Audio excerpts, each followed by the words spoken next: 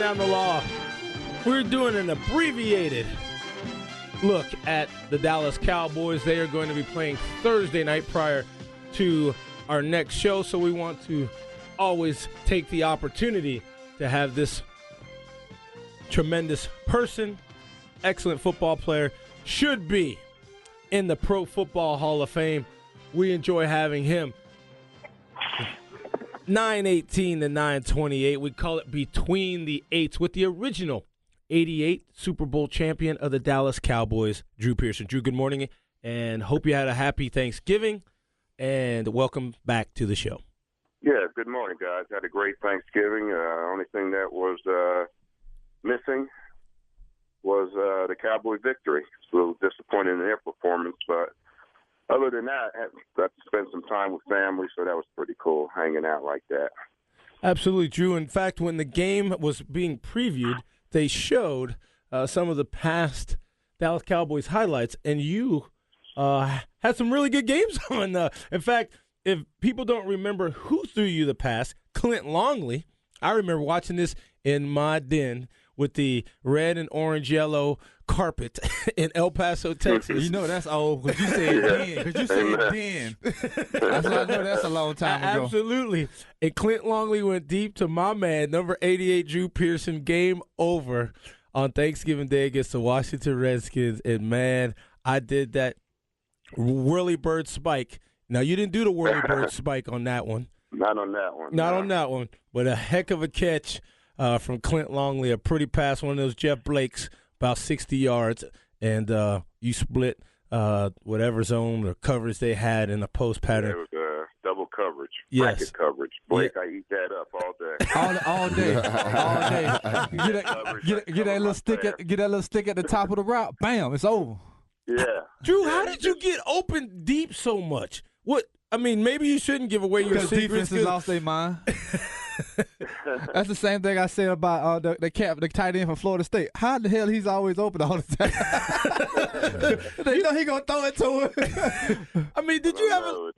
I watched that college football yesterday. There's some good receivers waiting to come to the NFL. Oh yes, it is. Yes, it is. There's some ball players out there. Yes, it is. Absolutely. Yes, it is. And Drew, you led us up to something that may be of a concern to the Dallas Cowboys playing this upcoming Thursday against the Chicago Bears, Alshon Jeffrey and Brandon Marshall.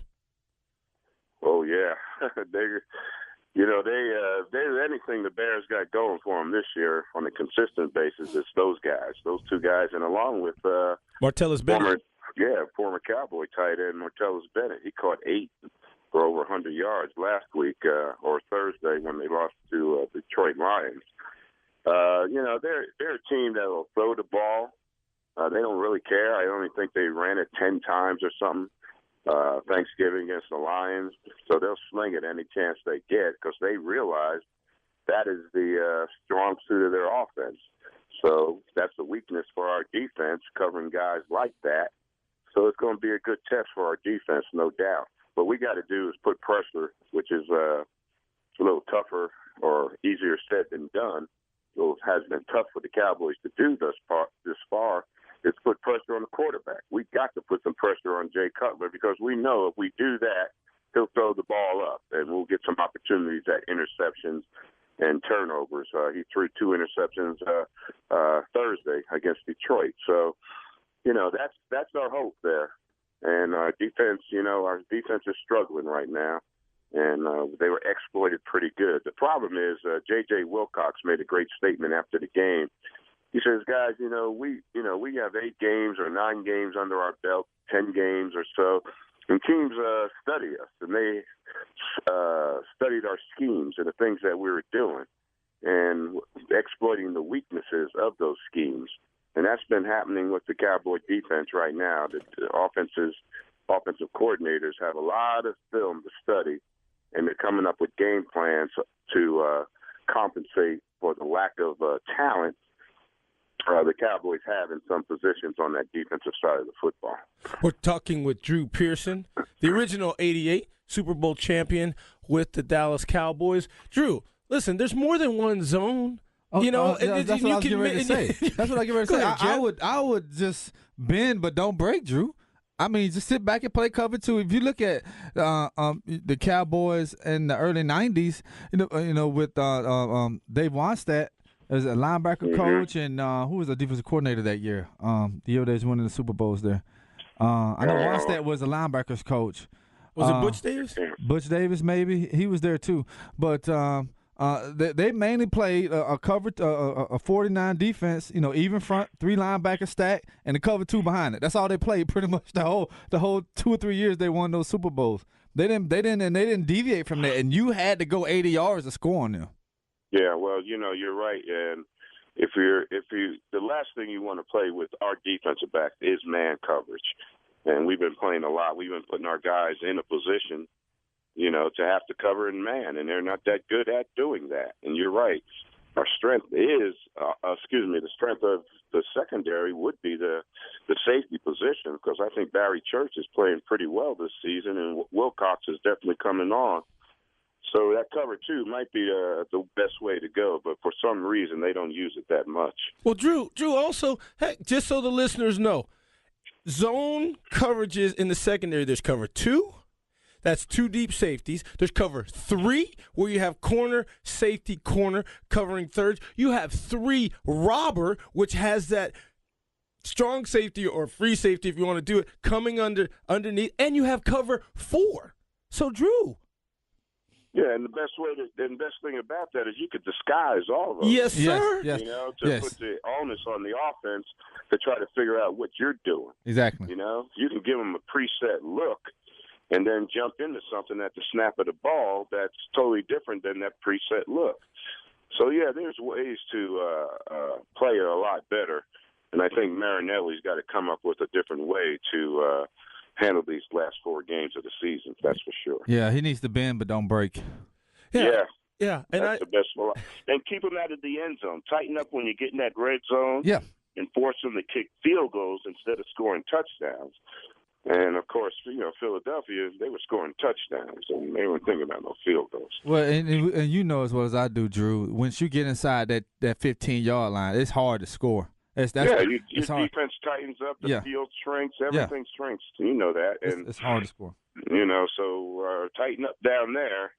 Give them that yard, give them yards. But, again, our best defense is our offense. If our offense can't control the time of possession, right, we're going to be in trouble anyway. If we give up 80 snaps to anybody, we're going to be in trouble with our defense. So, and that's what Philly was able to do. Yeah, I mean, don't you just shorten the game with the run? Go ahead and take seriously, this is a 25-carry game for a guy like DeMarco Murray, working the other guys, maybe on third down, give him a break. But just tell him right now, listen, Thursday to Thursday is how things went, and we're going to rely heavily on you to shorten this game, keep that offense with those outside weapons on the bench. And, Matt Forte, who I've had a lot on my fantasy team for a long, can catch the ball well out the backfield, and just give less snaps to your opponent, and then just make it a 60-snap game. Yeah, well, I checked the weather. Tomorrow in Chicago, the high is supposed to be 22. Okay, Ooh. the low is 17. Your low is only 5 degrees less than your high. Right. That sounds like those Jersey temperatures you grew up with, Drew. And I love Texas. So no telling by Thursday what's going to be going on. So with that said, your running game is going to be your best weapon in weather like that. And our Cowboy offensive line, everybody's been exalting them and claiming Martin Rookie of the Year, best offensive line in football, Tyron Smith, the best left tackle in football, and all this stuff. And they got dogged. They got manhandled by Philadelphia. So they should have a chip on their shoulder to come back out of that game, with some pride to reestablish themselves again. Because Philadelphia just took it to them. And the thing about that, guys, is that Philadelphia talked about doing it before the game and then went out there during the game and did it and just kind of manhandled our offensive line. And, you got a quarterback like Romo that's very fragile right now with his back situation. And you got him beat up pretty good in that game. So the offensive line needs to check themselves and and reestablish themselves and hopefully play better Thursday against the Bears.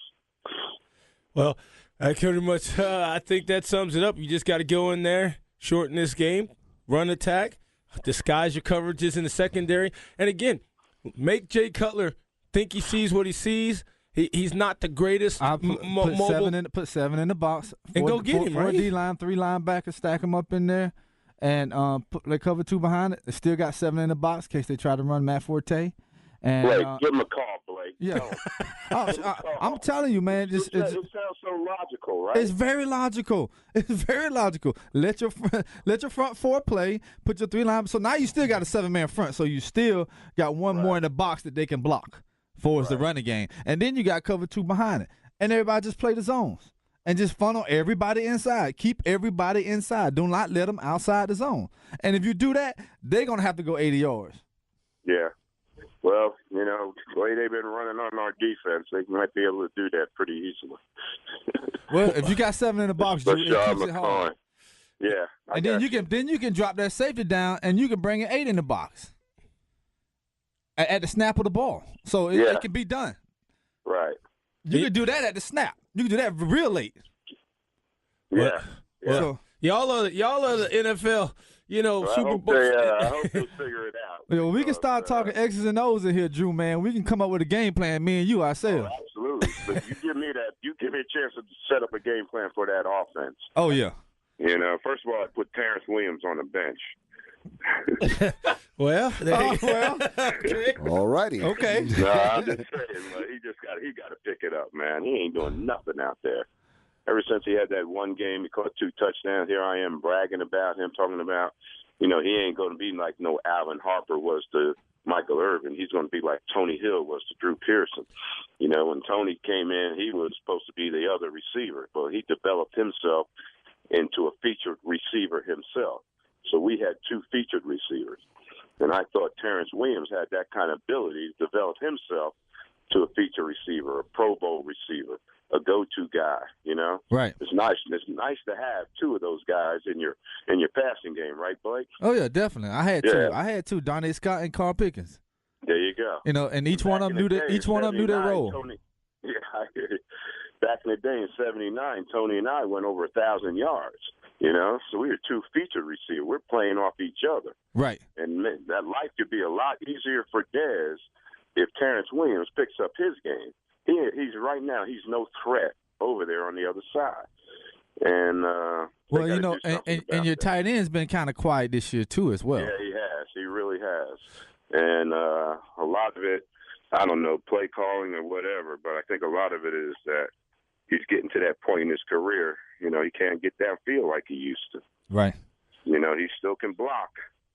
You know, he's actually got better as a blocker because he's more experienced, know how to set up that.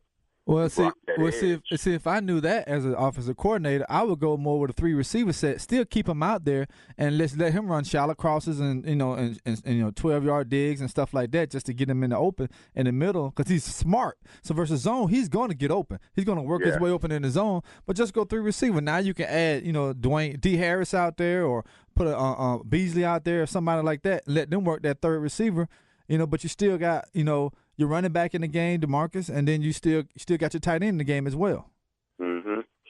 Well, they got things they can do. You know, they've been here before at 8-4 at this time of year and didn't make the playoffs.